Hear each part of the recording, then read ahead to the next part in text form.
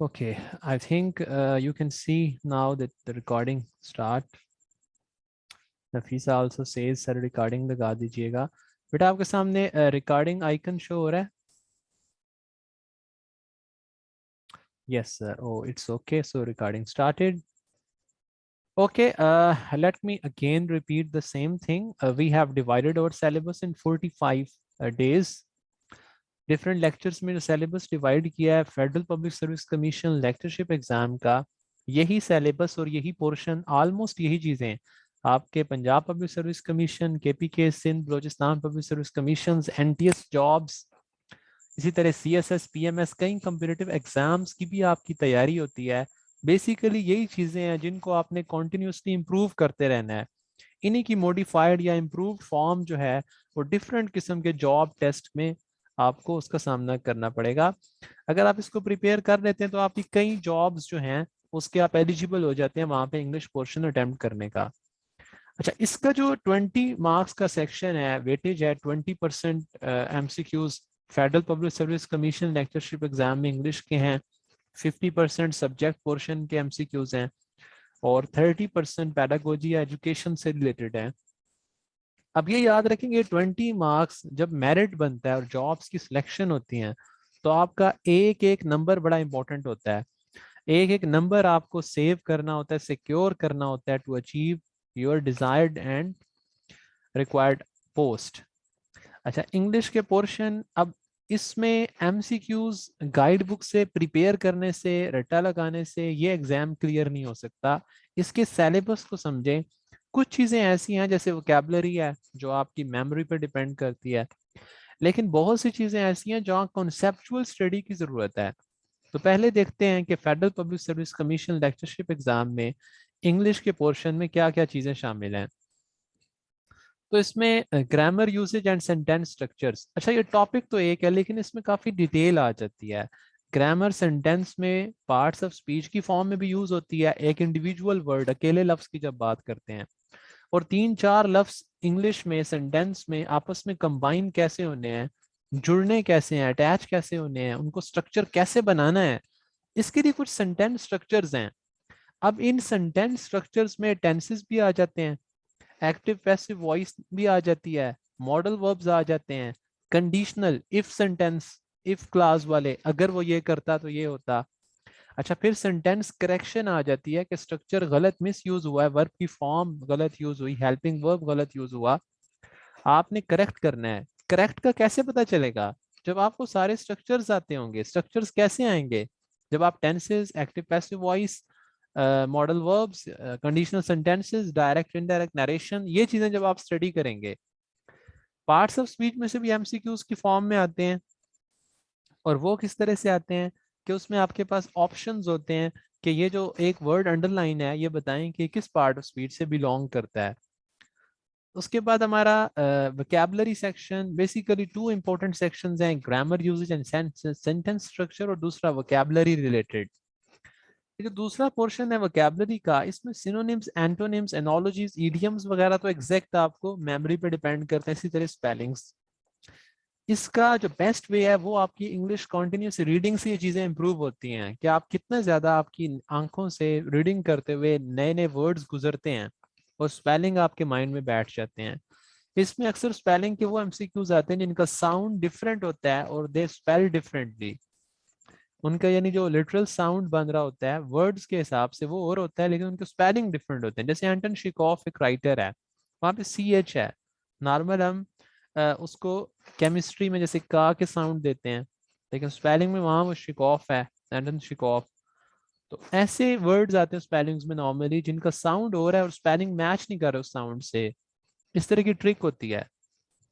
Idioms आपको ये provide भी कर दिए जाएंगे नोट्स की फॉर्म में। इसके अलावा आपके पास जो डिफरेंट गाइड बुक्स होती हैं इंटरमीडिएट की, ग्रेजुएशन की, डिफरेंट नोट्स की फॉर्म में ईडियम्स की लिस्ट, यानी कि ईडियम्स आपको बहुत सारे मिल जाते हैं जिनको आप कवर कर सकते हैं। ईडीएम का फेडरल पब्लिक सर्विस कमीशन के एग्जाम में सेंटेंस नहीं बनाना होता क्योंकि एमसीक्यू बेस्ड सारा पोर्शन है। तो जस्ट आपका एक्यूरेट मीनिंग आपसे रिक्वायर्ड होगा कि आप उसको सिलेक्ट कर पाएं कि इसका मतलब क्या है ईडीएम का। एनालॉजीज अगेन आपकी मेमोरी पे डिपेंड करता है कि आपकी वोकैबुलरी और वर्ड अंडरस्टैंडिंग कितनी अच्छी है।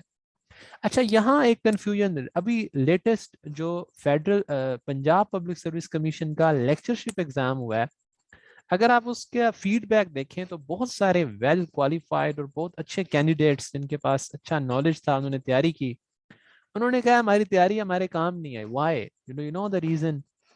उन्होंने मार्केट में अवेलेबल सिर्फ गाइड बुक से एमसीक्यूज तैयार किए हर पोर्शन के। अब एमसीक्यूज की बेस पे एग्जाम प्रिपेयर नहीं होता। ये चूंकि इस लेवल का एग्जाम है कि इसमें कंपटीशन बहुत ज्यादा है और मास्टर और एमफिल लेवल की स्टडी किए हुए लोग इसमें अपीयर हो रहे हैं, तो ये it's a bit confusive in a way that it's a conceptual exam. कैसे? अब यहाँ पे मैं आपको एक इंटरेस्टिंग एग्जांपल दिखाता हूँ बहुत तवज्जो से। और यस, इवन पीएचडीज भी, yes there are many PhD candidates as well. एक इंटरेस्टिंग पॉइंट, बहुत कंसंट्रेट करके बात को समझिएगा। ये देखें, they came after we had gone. अब ये अंडरलाइन वर्ड है आफ्टर, ये क्या है? कंजंक्शन है, वर्ब है, प्रोनाउन है या वर्ब है? क्या है जी? आप लोग चाहें तो बता सकते हैं चैट में। फर्स्ट इस क्वेश्चन में they came after we had gone में आफ्टर क्या चीज है? All right, Mubashir says conjunction. Any other answer? Okay. अब इसमें एक इंटरेस्टिंग पॉइंट ये है कि आफ्टर नॉर्मली प्रेपोजिशन है। आफ्टर, फ्रॉम, बिफोर, ये सारे प्रेपोजिशंस हैं।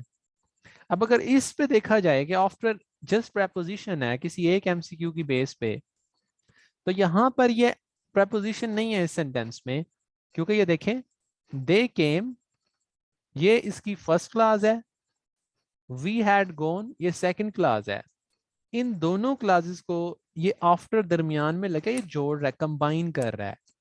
तो वो वर्ड जो दो सेंटेंस के पार्ट्स को या टू सेंटेंसेस को आपस में ज्वाइन करता है वो कंजंक्शन होता है।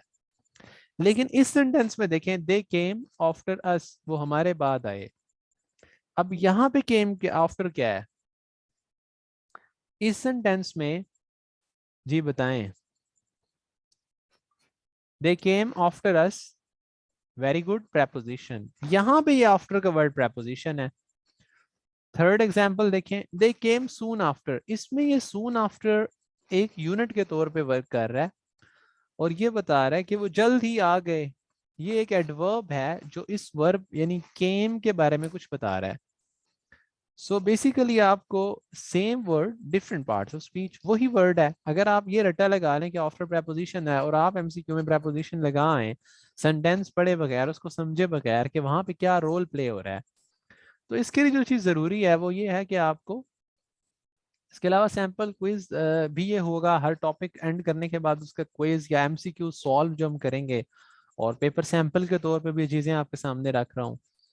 तो हम जब पढ़ेंगे तो पार्ट्स ऑफ स्पीच की कंप्लीट टाइप्स, उनकी डेफिनेशंस और उनका प्रैक्टिकल यूजेज पढ़ेंगे। डिफरेंट तरीकों से आपको उसकी एक्सरसाइजेस करवाई जाएंगी, जो कि standard book Wren and Martin को हमारे सारे कोर्सेज में एकेडमी के प्लेटफॉर्म पर जो यूज़ की जाती है इंग्लिश के तमाम यूजेज के लिए, ग्रामर कोर्स हैं, डिफरेंट कंप्यूटर एग्जाम्स हैं, इवन सीएसएस की तैयारी के लिए Wren and Martin high school English grammar is very useful.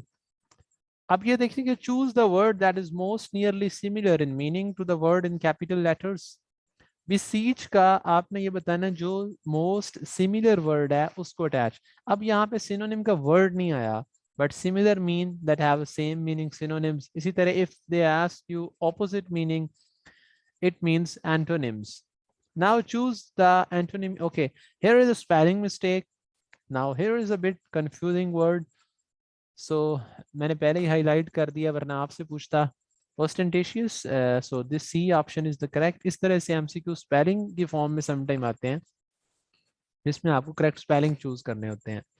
अच्छा, नॉर्मल एवरेज वेटेज क्या होता है डिवीजन? 3 से 4 प्रेपोजिशन यूजेजेस भी आते हैं इसमें, कि प्रेपोजिशन जो है वो कौन सी यूज करनी है, इसके एमसीक्यूज आ जाते हैं। इसके अलावा टेंसेस और उन दीगर जो स्ट्रक्चर्स हैं उनके you can say 7 to 8 sometime, और 4 to 5 एमसीक्यूज आपके वोकैबुलरी बेस्ड आ जाते हैं। और जो स्ट्रक्चर्स और ग्रामर हैं that also includes parts of speech. अच्छा, अब इसके बाद अब ये कुछ चीजें थी आपके सामने, सैंपल भी रखा कि इस तरह से एमसीक्यूज आते हैं और टॉपिक भी बता दिए एफपीएससी के सिलेबस में ये हैं। प्रिपेयर कैसे करना है, इनकी डिवीजन क्या होगी, एक रफ एस्टिमेट है जिसमें थोड़ा बहुत कमी बेशी हो सकती है ड्यूरिंग द कोर्स। ये पार्ट्स ऑफ स्पीच 8 हैं चूंकि, तो इस पे 8 लेक्चर्स हम कंज्यूम करेंगे। ये याद रखना कि प्रेपोजिशन यहाँ भी है और प्रेपोजिशन यहाँ पे हमने अलग से भी पढ़ना है, करेक्ट यूजेज ऑफ प्रेपोजिशन। ये मैंने क्यों लिखा है क्योंकि प्रेपोजिशन के अलग से 3-4 एमसीक्यूज आ जाते हैं ना, कभी 5 भी आ जाते हैं कुछ जगहों पे। और जो डिफरेंट एग्जाम्स है लाइक सीएसएस, वहां पर भी चूंकि इसका यूजेज है, तो आपको एक ऐसी तैयारी यहाँ पे करवाई जाएगी जो आपके कई राहें खोल देगी, कई नए एग्जाम्स में आपका इंग्लिश का इशू सॉल्व हो जाएगा। अच्छा, 8 लेक्चर पार्ट्स ऑफ स्पीच में हम क्या पढ़ेंगे, इनके कॉन्सेप्ट्स पिक करने हैं हमने। बच्चों की तरह डेफिनेशन नहीं याद करनी कि noun is a name of place person और थिंग, कि जो नाउन है वो किसी शख्स, जगह या चीज का नाम है, इस तरह से हमने डेफिनेशंस नहीं तैयार करनी यहाँ पे, बल्कि हमने कॉन्सेप्ट्स पिक करने हैं। कैसे करने हैं, ग्रामर आपको प्रैक्टिकली पढ़ाई जाएगी।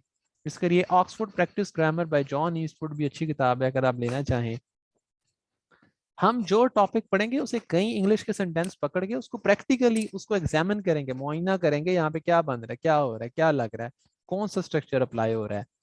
तो इसकी बहुत सारी exercises rain and Martin book में है, वहीं से हम एक्सरसाइजेज का डेली आपको होमवर्क कह लें या प्रैक्टिस कह लें, वो मैं आपको साइन कर दूंगा और वहां से आप प्रिपेयर कर लिया करेंगे।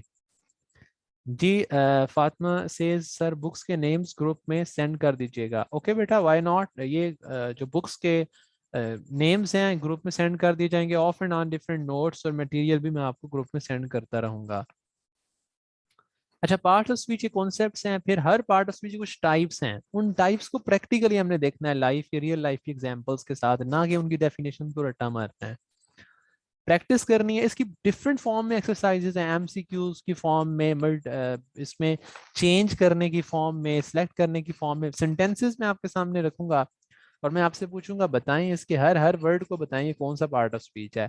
It would be very interesting game, like a game of genius. So grammar is basically a game of genius, एक जहानत की गेम है।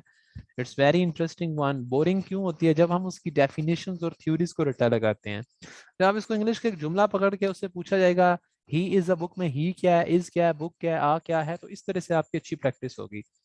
अच्छा, आर्टिकल यूजेज भी इसमें शामिल है। कुछ बुक्स कहती हैं 9 पार्ट ऑफ स्पीच है, तो उसमें 9वां आर्टिकल है, ए एन और दा का करेक्ट यूजेज, ये भी हम सीखेंगे। तो इसका एरर भी सम टाइम होता है कि ए लगना है, एन लगना है या दा लगना है, और कहाँ ये तीनों नहीं लगने और कहाँ लग सकते हैं। टेंसेस 12 हैं, तो 4 लेक्चर्स में हमने डिवाइड किए हैं, यानी कि 3 टेंसेस जो हैं वो एक दिन में पढ़ाए जाएंगे। अच्छा, इनके स्ट्रक्चर आपको फार्मूला बताया जाएगा, कौन सी वर्ग की फॉर्म लगनी है, स्ट्रक्चर, यूजेज।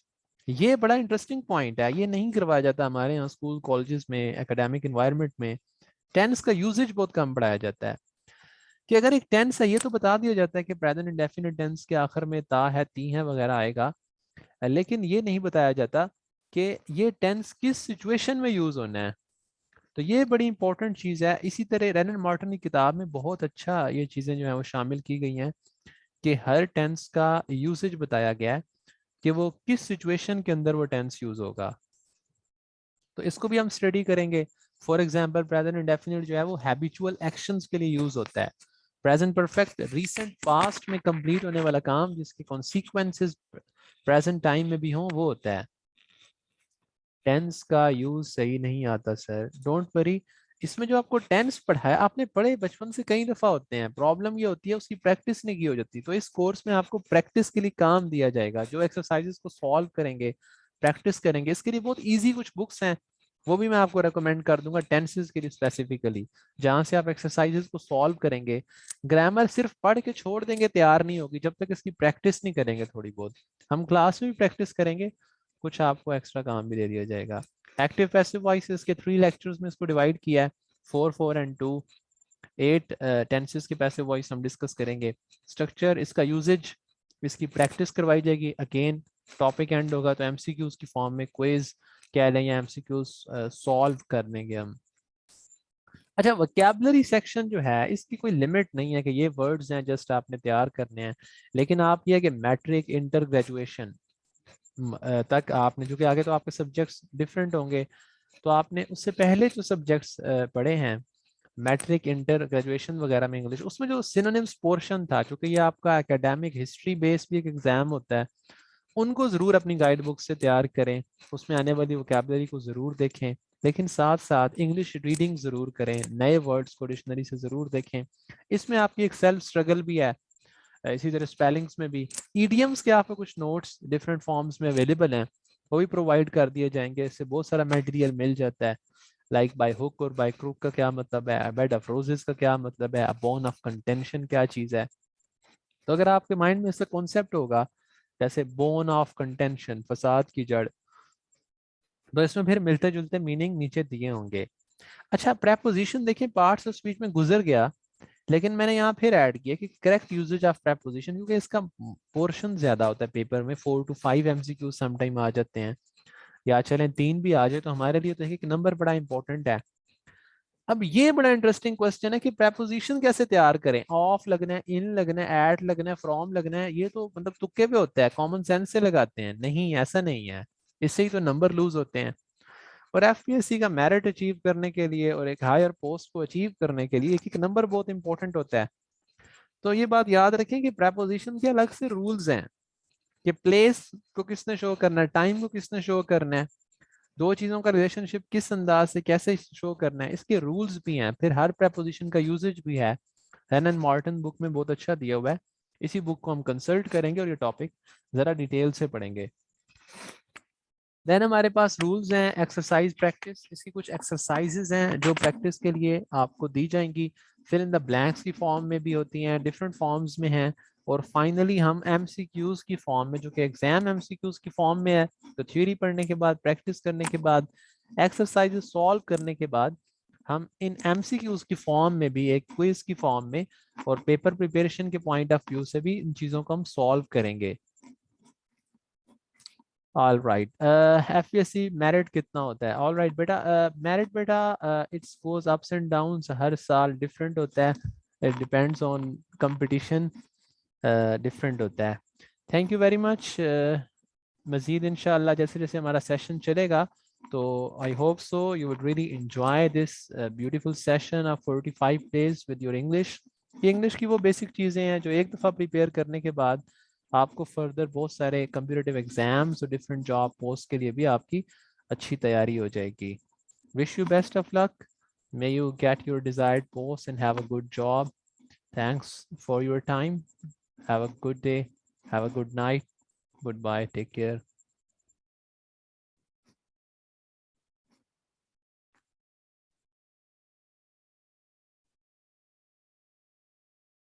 welcome beta।